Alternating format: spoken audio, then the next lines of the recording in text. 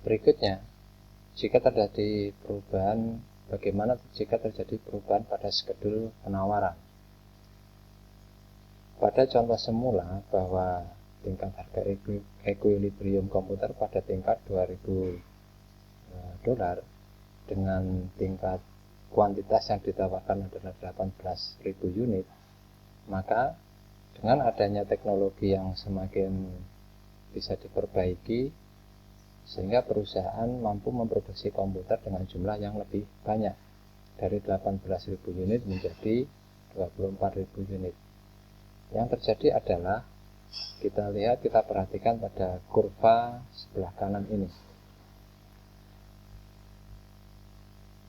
Pada tingkat awal, tingkat equilibrium digambarkan pada perpotongan antara garis pada D1 dengan S1. Maka dengan adanya perubahan teknologi di mana perusahaan mampu memproduksi lebih banyak, maka kemudian tingkat equilibrium dari harga pasar barang yang ditawarkan menjadi semakin turun dari 2000 dolar per unit menjadi 1.500 dolar per unit. Jadi dari grafik ini menunjukkan bagaimana skedul penawaran bergeser dari S1 ke S2. Berikutnya adalah apa yang mempengaruhi harga pasar. Ada 3 hal yang mempengaruhi harga pasar. Yang pertama adalah tingkat pendapatan konsumen, selera konsumen, dan yang ketiga adalah biaya produksi. Jadi semakin tinggi tingkat pendapatan konsumen, maka semakin besar pula permintaan akan suatu produk. Semakin tinggi pergeseran selera konsumen, maka juga akan semakin berpengaruh terhadap pergeseran harga pasar terhadap suatu produk. Demikian pula, semakin tinggi biaya produksi, maka akan mempengaruhi juga harga pasar yang ditentukan oleh produsen atas produk yang dia tawarkan. Selain itu, ada beberapa kebijakan pemerintah yang dapat mempengaruhi kondisi pertumbuhan ekonomi secara keseluruhan.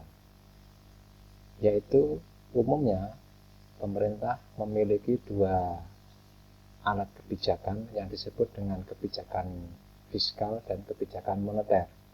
Ini nanti akan Anda pelajari secara lebih detail di mata kuliah ekonomi makro. Kebijakan moneter itu terkait dengan kebijakan pengendalian jumlah uang beredar. Di Indonesia, jumlah uang beredar itu dikendalikan oleh Bank Indonesia sebagai bank sentral yang diberi kewenangan oleh pemerintah untuk mengatur sistem moneter yang ada di Indonesia.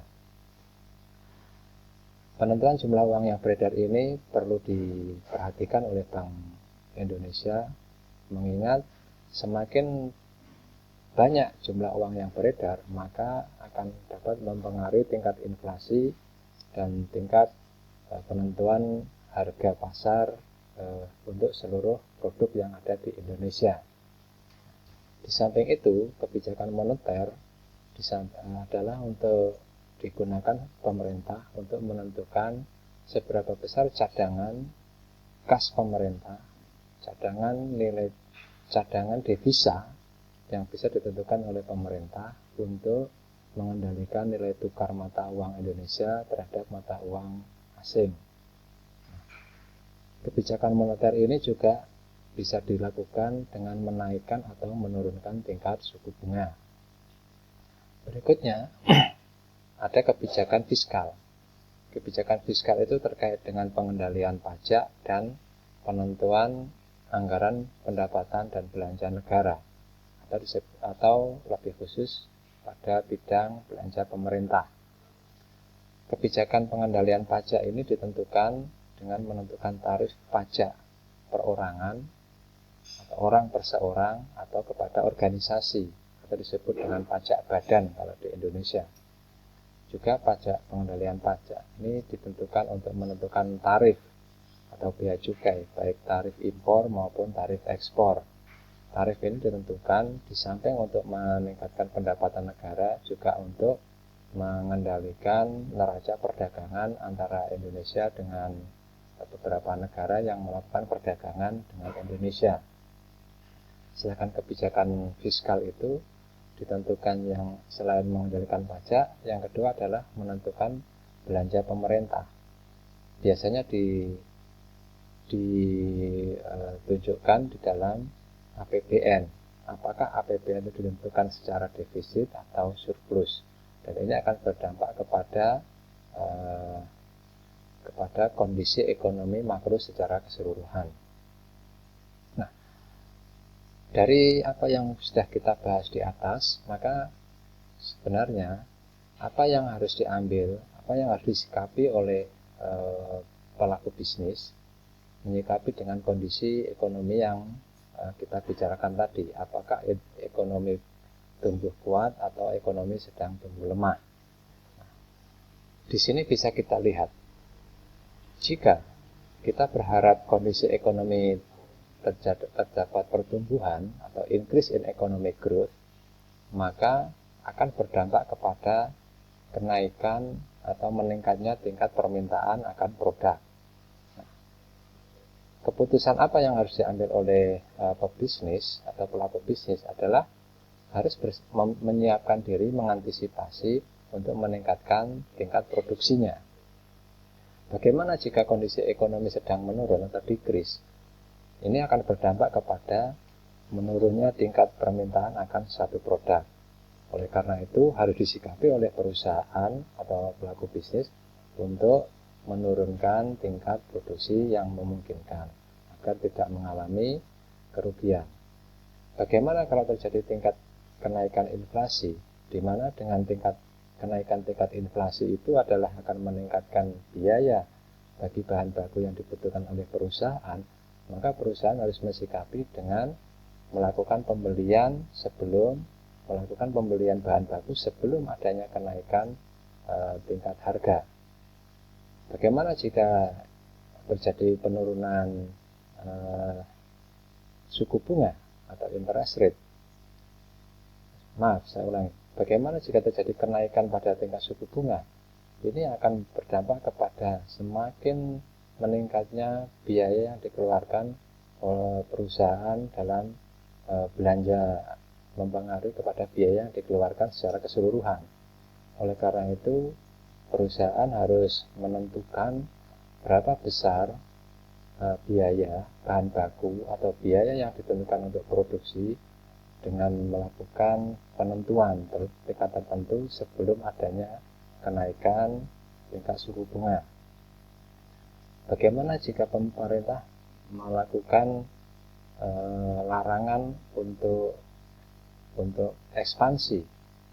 Oleh karena itu, ini akan berdampak kepada semakin menurunnya tingkat permintaan atas produk yang dihasilkan. Oleh karena itu, perusahaan harus mensikapinya dengan memikirkan ulang bagaimana agar dapat menurunkan tingkat produksi yang bisa dilakukan oleh perusahaan. Ini adalah beberapa hal yang harus disikapi oleh para pebisnis berkaitan dengan tingkat pertumbuhan ekonomi. Apa yang kita sampaikan di atas, sama yang kita bahas di atas adalah difokuskan kepada tingkat pertumbuhan ekonomi suatu negara, atau secara umum kita sebut sebagai kondisi perekonomian di dalam negeri. Nah, berikutnya, bagaimana jika suatu perusahaan akan beroperasi di tingkat pasar internasional atau di pasar luar negeri? Oleh karena itu, kita harus juga kenali kondisi perekonomian yang terkait dengan perusahaan yang akan beroperasi di perekonomian luar negeri, di wilayah negara lain. Kenapa? Karena kondisi ekonomi global atau kondisi ekonomi suatu negara atau negara lain itu akan berdampak kepada tingkat pendapatan yang mungkin dihasilkan oleh perusahaan, dan itu pada akhirnya akan bisa mempengaruhi nilai perusahaan secara keseluruhan. Adanya perubahan tingkat nilai tukar mata uang misalnya, itu juga akan berdampak kepada naik atau turunnya tingkat permintaan atas produk yang ditawarkan perusahaan kepada pasar luar negeri, dan itu akan berdampak kepada biaya yang harus dikeluarkan oleh perusahaan. Itu akan berdampak nanti kepada tingkat keuntungan perusahaan. Jika tingkat keuntungan perusahaan akan berdampak naik atau turun, itu tentu akan berdampak pula kepada tingkat nilai firm value dari perusahaan itu. Apa sebenarnya yang melandasi motivasi sebuah perusahaan untuk beroperasi di pasar luar negeri atau melakukan bisnis internasional? Paling tidak ada 4 hal. Yang pertama, permintaan luar negeri itu lebih menarik. Kenapa kok dikatakan lebih menarik? Seandainya suatu perusahaan melakukan operasi bisnisnya di dalam negeri, di mana pesaing atau kompetitor dalam negeri semakin banyak, itu akan mempengaruhi terhadap upaya perusahaan untuk melakukan ekspansi atau untuk menaikkan tingkat produksinya. Sehingga dapat dipertimbangkan untuk melirik pasar luar negeri yang akan membuka peluang lebih luas bagi suatu perusahaan untuk dapat bersaing di dalam pasar luar negeri, dan di situ terbuka peluang potensi yang terbuka luas pasar luar negeri untuk memasarkan produk suatu perusahaan domestik ke pasar luar negeri atau pasar asing. Sehingga dapat dikatakan bahwa permintaan luar negeri itu adalah lebih menarik. Selain itu, dengan memasuki pasar luar negeri akan ada kapitalisasi teknologi. Banyak perusahaan, khususnya perusahaan-perusahaan besar dari negara-negara maju, itu mulai melirik negara-negara berkembang seperti Indonesia atau negara-negara Asia yang lain, karena memiliki mereka atau negara-negara perusahaan dari negara maju itu memiliki tingkat teknologi yang lebih tinggi dibandingkan negara-negara yang ada di Asia. Atau dengan kata lain, banyak perusahaan mendirikan bisnis baru di negara berkembang karena tingkat teknologi di negara-negara berkembang itu relatif lebih rendah. Contohnya, perusahaan Amerika yang memproduksi pembangkit listrik misalnya, atau sistem jalan raya dan infrastruktur yang lain misalnya. Mereka memiliki bisnis yang luas di negara-negara berkembang, yang di negara-negara berkembang ini memiliki tingkat penguasaan teknologi pembangkit listrik, teknologi sistem jalan raya, dan teknologi infrastruktur yang lain yang lebih rendah dibandingkan dengan perusahaan-perusahaan yang ada di Amerika. Ini membuka peluang perusahaan Amerika untuk memasuki negara-negara berkembang ini. Contoh yang lain adalah Ford Motor dan General Motor misalkan. Ini perusahaan dari Amerika. Jadi mereka dengan keunggulan teknologi yang mereka miliki, mereka mulai memasuki pasar-pasar di Amerika Latin dan Eropa Timur. IBM misalkan juga berbisnis dengan pemerintah Cina karena dia memiliki tingkat teknologi yang lebih bagus daripada Cina yang dimiliki oleh Cina.